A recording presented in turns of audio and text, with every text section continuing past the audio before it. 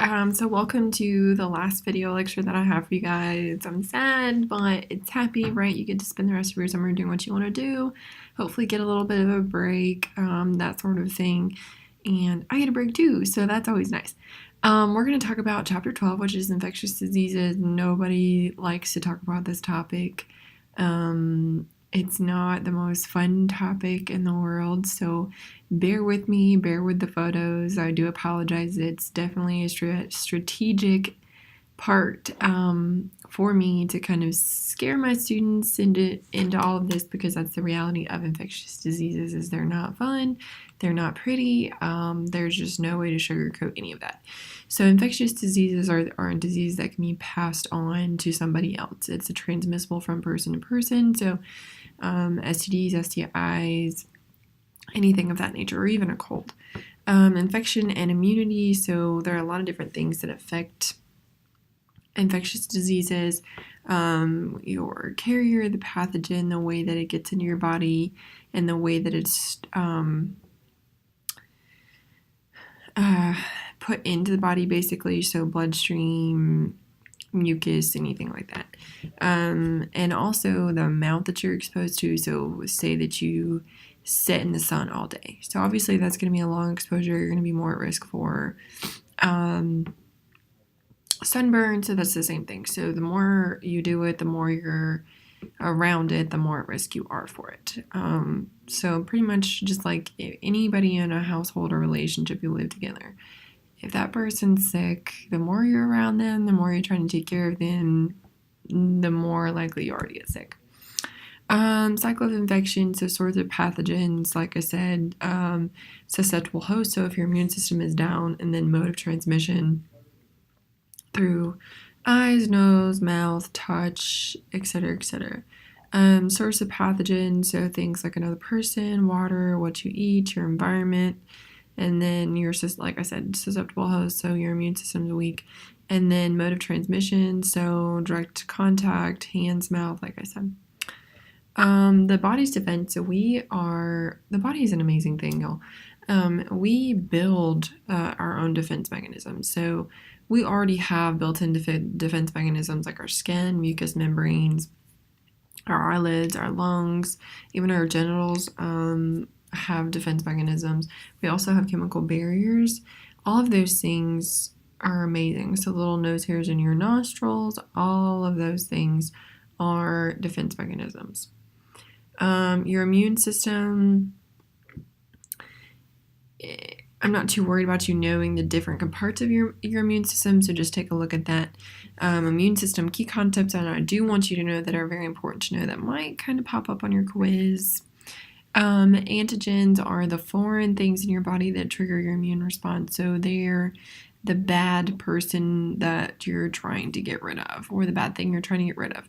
What happens is we produce antibodies, which are proteins that bind together to mark for destruction. So the antibodies mark the antigens for destruction, and then the immune system comes back in and destroys the antigen. The way that I like to view the immune system is like a little police force. And I know the police they have a bad rep right now. That's neither here nor there. The way I like to look at it is the police hopefully are supposed to protect us, like our immune system is supposed to protect us. So it goes around, or they go around the body searching for foreign substances. So just like the police, they go around looking for people doing foreign things that they're not supposed to be doing. The antibodies go around the body looking for things that are doing what they're not supposed to be doing. Then they mark those things, call in for help, and then the body comes and destroys that antigen, hopefully. Not too worried about the lymphatic system. So lymph nodes all across your body, they tend to swell to let you know what area of your body needs help and assistance, or what's going on. For instance, I got mono in December, and my lymph nodes right here at your throat swelled up so big that you could visibly see them when you were talking to me. It hurt so bad, and that was just because my lymphatic system, my body was trying to tell me that something was not right and that I needed to go to the doctor. And lo and behold, I did go to the doctor, and I found out I had mono. Well, first I found out that I had an abscess, but that's neither here nor there. They misdiagnosed me the first time. So I make sure that they don't misdiagnose you like they did me. Vaccinations, they are pretty much injecting you with a weakened version of whatever it is. So they inject you with a diluted version of the flu or whatever it may be. So that way the body can identify that antigen and then be prepared to fight it off if it does come into the body again. Stages of acute infection, which means that it lasts for a short period of time. So incubation, prodrome, and your illness. So incubation, you've been exposed to it. Prodrome is like, oh, I don't feel so good. Maybe it's allergies. Illness is full-on illness. And then the convalescent stage is when you're starting to feel better. So you're getting on the back half of it. Chronic infections are prolonged infections, things that last for a prolonged period of time, maybe even a lifetime. So things like hepatitis, they turn into cirrhosis, HIV, which turns into AIDS. Those are chronic infections that you can't get rid of. And then latent infection. So latent infection is something that sits in your body and then can crop up from time to time. So chickenpox can turn to shingles. They pop up every once in a while. Mono is a latent infection. I think it's like a statistic of 9 in 10 people have been exposed to it. Some people, it pops up and some people it doesn't. Well, for me, it did. I don't recommend it to anybody. Prevention, so hand washing is a big one. Make sure you're washing your hands. If you're using hand sanitizer, make sure it's alcohol-based 100%. Make sure you cover your mouth and your nose when you sneeze, but do not cover your mouth with your hand. And then go to open a door or go to shake somebody's hand. Try and use your arm or a tissue so that way you're not spreading germs that way. And then good self-care, so make sure, again, you're washing your hands, doing what you're supposed to do, getting enough rest, etc., etc. I don't think I need to talk to you guys about antibiotics. Antibiotics are for bacterial infections and not viral infections. If you ever go to the doctor, which happens to me a lot, and I get viral infections a lot, they don't give you antibiotics for that because the antibiotics don't help. So antibiotics only help for bacterial infections. The cold and the flu is pretty straightforward. That's an acute infection. Mono, again, that's kind of an acute infection that lasts for 2 months, they say. Like I said, 90% have been infected by the age of 40. That's a big number. It's a latent infection. It's almost impossible to prevent. Most people call it the kissing disease because it's through the mouth. And just because you have mono does not mean that you have herpes or anything else like that. Sometimes it doesn't work like that. So mono, again, you can get symptoms up and down, and it can pop up from time to time. If you do have mono, your spleen can rupture, so they kind of shut you down from exercise, which was my experience. They shut me down for, I think, 4 to 6 weeks. I wasn't allowed to run, jump, anything like that. About the only thing that I could do was walk and do yoga, which was a very big eye-opening experience for me. If anybody that knows me personally knows that if I can't exercise, I'm not the happiest person in the world. So those 6 weeks were a little bit rough for me trying to figure out what I can and can't do, my limits, and then kind of going from there. So that was definitely a big personal experience when you're shut down from something that you really enjoy and you have to figure it out. Meningitis is inflammation of the spinal cord or the brain, and that typically means that there's fluid buildup somewhere. It typically resolves in 7 to 10 days. That's the viral infection. If you get the bacterial infection, that can be deadly, so you need to go see a doctor immediately. Bacterial skin infections, things like MRSA, it shows up like a big rash, skin-to-skin contact. A lot of wrestlers, football players get MRSA. But it is a big deal, so they do need to go see somebody. You can't just kind of think it's going to go away and then it's not. It does need to be treated by a doctor.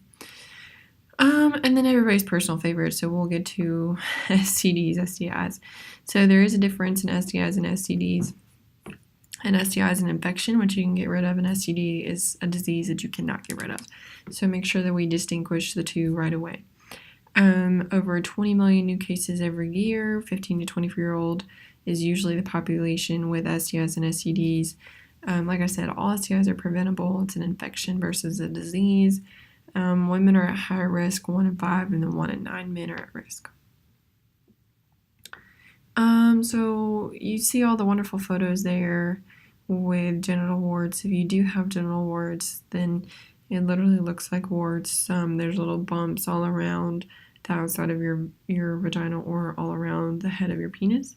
And if you do have genital warts, then if you're pregnant and you have genital warts, it can be passed to your baby. So that's very important to get treated. Most people think that herpes is the most common STI in the United States, but it's actually HPV. So HPV is the most common STI in the United States. 30% of women acquire it before their second male partner. And then within 3 years of being sexually active, over half of the women have actually been infected with HPV, which is a huge statistic. HPV can be treated with creams, laser treatment, etc. There's new vaccinations out for women. If you go to the gynecologist, cervix and Gardasil, I think that they're a 3-shot treatment, something like that. I've heard that they're kind of painful, that they're not very fun to do. So if you are interested in that, then make sure that you're very serious, do your homework, do your research, that sort of thing. Chlamydia, so that can be transmitted vaginally, orally, or anally. And again, if you have chlamydia, it can be passed to your baby. Gonorrhea is about the same. You can get it in your throat too, so make sure that you're careful with that. Most of the time, a lot of these don't show symptoms, so that's the big problem. PID is very serious, so if women have PID, it's an infection of the uterus, fallopian tubes, ovaries, and any other reproductive organs.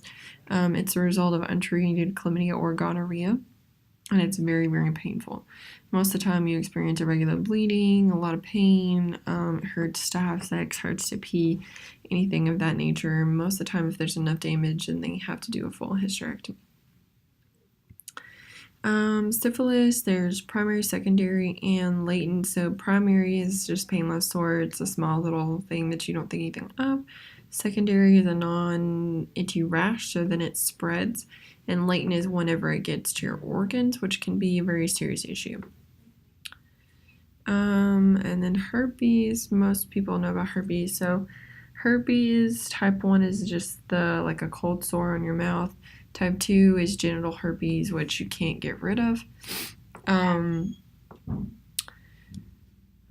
There's no treatment or cure for herpes. And then hepatitis. Hepatitis A is through food. B is sex, basically, and then C is usually unprotected sex or needles. And then HIV, most of us understand HIV and AIDS, so don't feel the need to go through those. I know this was a very quick rundown of infectious diseases, but I feel like with the population in our class, I don't need to sit here and necessarily hold your hand through all of this. I feel like you guys probably have a good grasp on some of these things and these concepts. If you have any questions for me about any of this, please email me, give me a call, whatever you need to do. And please don't forget about your assignments for the week. Again, it's approaching very fast, so Wednesday is our last day, the 4th of July. I will do my very best to finish grading. Please be patient with me. I will be going out of town this week. Lots of things going on this week, last week. So again, please be patient with me. I'm doing my very best. If you do have any questions about your grades, I think you guys know by now that I'm pretty responsive. And I will do my very best to help you with whatever I can. I've enjoyed having you guys this semester. I've enjoyed reading all of your different experiences. And I genuinely and truly hope that this class was helpful for you. And I hope that you gained something from it. That's always my goal each semester, is for my students to gain something. And please understand that I do care about each of you and I do want you to be successful. So if you need anything from me at all, please, please, please reach out to me. I'm more than open to helping you, whatever it is. I've written recommendations. I've helped students get into counseling, whatever it may be. I'm here for you and for you to be successful. So again, please reach out, and it's been a great semester and I've enjoyed getting to know each of you. So have a great summer, guys. Bye.